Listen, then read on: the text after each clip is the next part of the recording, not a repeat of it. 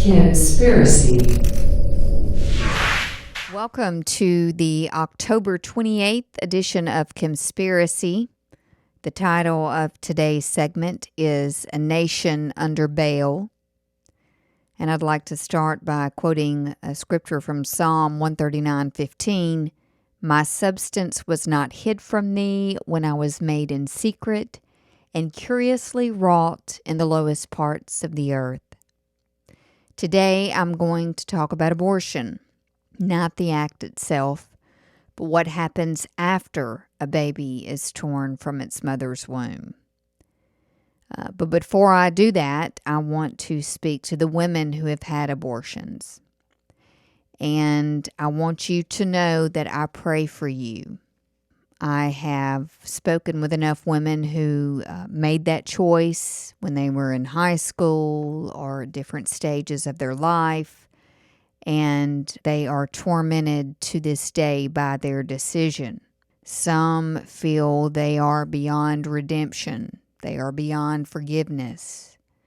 It's very sad. It's very heartbreaking. They believe the assurance that their child was only a clump of cells, but technology has revealed that to be a big, fat, ugly lie. Second, I want to speak to those who protest in front of abortion clinics. I share your desperation to save an unborn child's life. But we need more people waiting behind the clinic after these women come out, because they're going to need help with the emotional hell waiting for them after the weight of their decision settles on them. And if you take some time to speak with a woman who is comfortable to share her story with you, you cannot be unmoved by their torment. And not only do they need encouragement before they walk into the clinic to not make that step, but if they do decide to do it in a moment of desperation or whatever motivations they may have, we need to be there for them when they come out, because they may think that it's all hunky-dory for a little bit, but a wave of torment is coming, and we need to be there for them. We need to show them forgiveness. We need to show them God's forgiveness. We need to offer them counseling. We do not need to stop at the front door. We need to be at the back door too. Determining an accurate number of abortions is intentionally and almost impossible, but 60 million abortions since Roe versus Wade is a pretty safe guess. Margaret Sanger, the founder of an organization that evolved into Planned Parenthood, once wrote in a letter, "We don't want the word to go out that we want to exterminate the Negro population." Her comment shouldn't surprise you, since the majority of Planned Parenthood facilities are in predominantly black communities. In 2009, while accepting the Margaret Sanger Award, Hillary Clinton said, "I admire Margaret Sanger enormously. Her courage, her tenacity, her vision." Hillary Clinton, if you will recall, referred to black people as super predators, so her admiration of Sanger doesn't surprise me in the least. Sanger's vision was limited to the extermination of a race, but I'm sure she would be proud of how the abortion industry has turned the murder of innocents into a multi-billion-dollar industry funded in large part by you and me, the American taxpayer.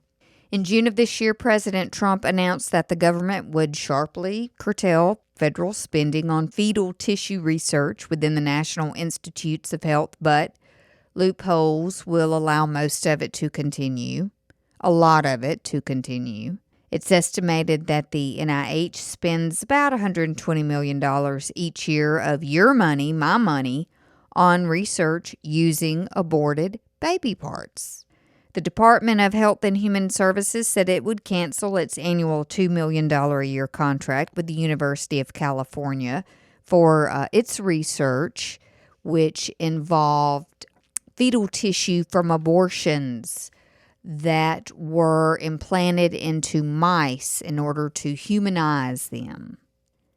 They want to make them respond more like humans in order to test drugs and vaccines. There was one case where the ovaries of two healthy female aborted babies were implanted into mice in order to test certain medications, vaccines, whatever. Horrifying.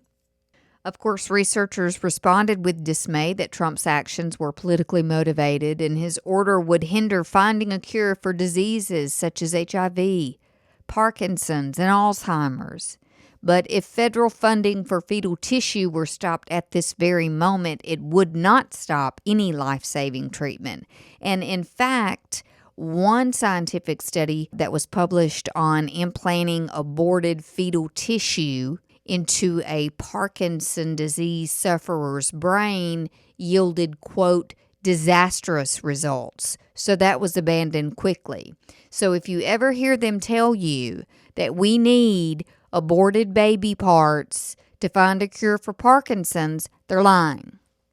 The American Medical Association responded that if not for fetal tissue, there would be no cure for the polio vaccine. Their angst is due to federal law that prohibits the sale of human tissue or body parts, but an undercover operation that you probably don't know anything about because there's been a court order and a gag order and they can't talk about it. But an undercover operation conducted a few years ago revealed that Planned Parenthood is the biggest trafficker of aborted baby parts. The secretly recorded videos revealed that doctors are offered incentives for intact babies. But make no mistake, eyes, kidneys, ovaries, hearts, livers, and brains are very profitable. I think the tab on brains, a baby brain, will net you about $750. But if you can deliver an intact aborted baby, well, some prices can go up to as much as $16,000. And perhaps that is why some of our politicians today are advocates for infanticide. Some Planned Parenthood facilities stopped using a chemical that would kill the baby before birth to increase the chances that the baby would be born alive during the abortion procedure.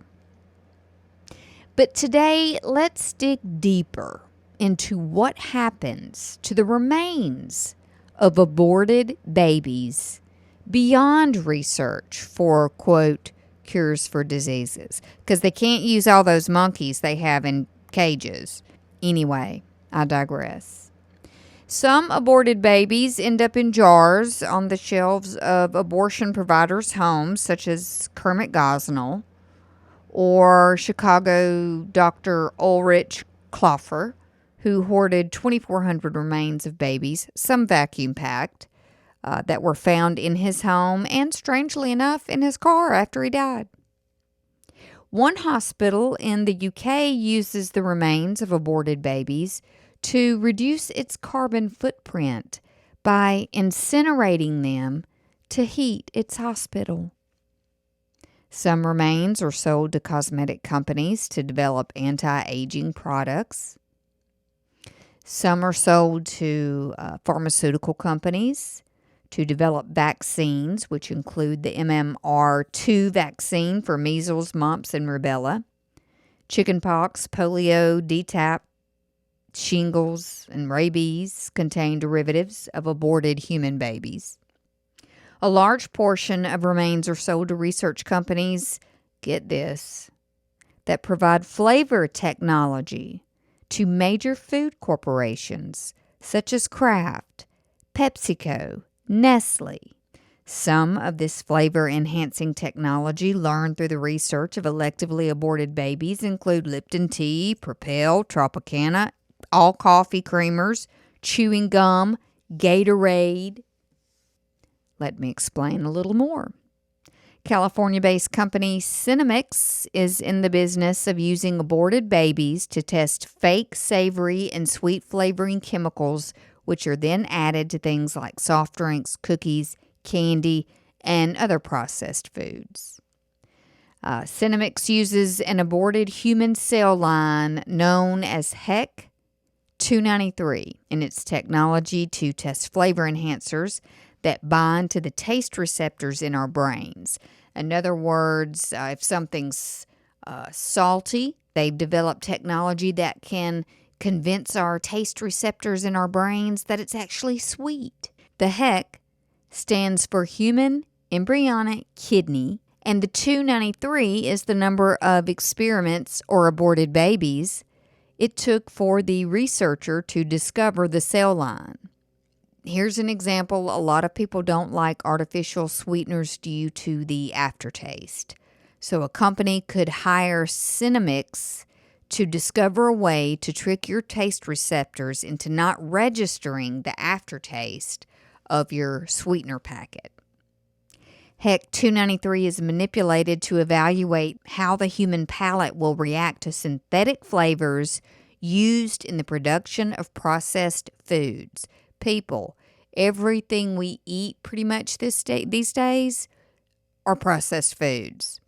These synthetic flavors can legally be disguised with vague descriptions like artificial flavors or, get this, natural flavoring, and most consumers have no idea that these additives are actually made using the cell tissue of unborn babies murdered through abortion. In 2012, President Obama's Security and Exchange Commission ruled that PepsiCo's use of cells derived from aborted fetal remains in their research and development agreement with Cinemix to produce flavor enhancers fell under, quote, ordinary business operations, which allowed shareholders' identities to remain secret. Now, good luck finding Cinemix online. They have removed their partners. I'll spell it for you in case you want to go down that rabbit hole. Senomyx. I'm not saying these companies that partner with Cinemix produce products that contain aborted baby cells, but I am saying it is undetermined if they don't. There can be zero equivocation on abortion. Life begins at conception. Abortion is a barbaric, painful, destroying, and I don't mean just the child. I mean the mother, the woman who may not be thinking clearly. She's desperate. She's found herself in a situation she didn't plan for. Now, not all. Some of them use it as a regular means of birth control, and shame on you. Shame on you. It's what animals do. They eat their young, and if you routinely use abortion to make your life convenient, then you need to get on your knees and be more human. But there has to be, we are at the time where there's a line in the sand. No on abortion. This is where I stand, just so you know. No on abortion in cases of rape. No on abortion under any circumstances, because you know why? The number of abortions, of those 60 million abortions, do you know how many of those involved risk to the mother's life? The percentage is negligible. It's not even it doesn't even register. It's so few. So no abortion under any circumstances. And no taxpayer-funded abortion under any circumstances. Because you know why? We give money to Planned Parenthood, and guess what Planned Parenthood does? It kicks back about $50 million to the Democrats to help get them elected so they can get their $500 million in taxpayer dollars. It is a gross, barbaric practice that is no different than the Canaanite god Baal, who accepted the sacrifice of children.